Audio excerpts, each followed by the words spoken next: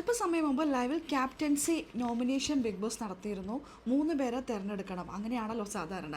എന്നാൽ ഇത്തവണ ഒരാളെ മാത്രം കുടുംബാംഗങ്ങൾക്ക് തിരഞ്ഞെടുക്കേണ്ടി വന്നുള്ളൂ. ബാക്കി 2 പേരെ സർക്കസ് കമ്പനിയുടെ ട്രെയിനറായ അനീഷിനും നൂദില ചെരുപ്പ് ഫാക്ടറിയുടെ ഓണറായ നൂറയ്ക്കുമാണ് ഡയറക്റ്റ് ഒരാളെ ക്യാപ്റ്റൻസിക്ക് മത്സരിക്കാനായിട്ട് അല്ലെങ്കിൽ ക്യാപ്റ്റൻസിയിൽ നോമിനേറ്റ് ചെയ്യാനായിട്ടുള്ള ഒരു റൈറ്റ്സ് കൊടുത്തിരിക്കുന്നത്.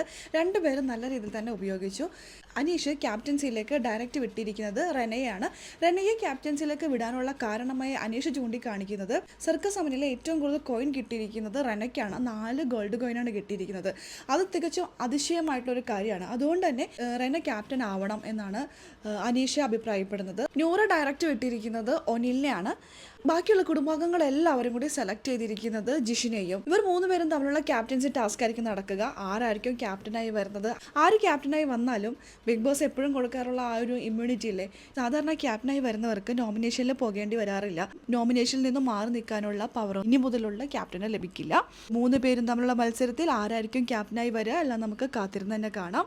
ഒരുപക്ഷെ ഇന്നായിരിക്കാം അല്ലെങ്കിൽ നാളെ ആയിരിക്കാം ക്യാപ്റ്റൻസി ടാസ്ക് എടുക്കുക. ലൈവ് അപ്ഡേഷൻ നമ്മുടെ ഈ ചാനലിലുണ്ടാകും. ആദ്യമായി കാണുന്ന പ്രേക്ഷകരാണെങ്കിൽ കൂടുതൽ ബിഗ് ബോസ് അപ്ഡേഷനായിട്ട് യൂട്യൂബ് ചാനൽ സബ്സ്ക്രൈബ് ചെയ്യുക.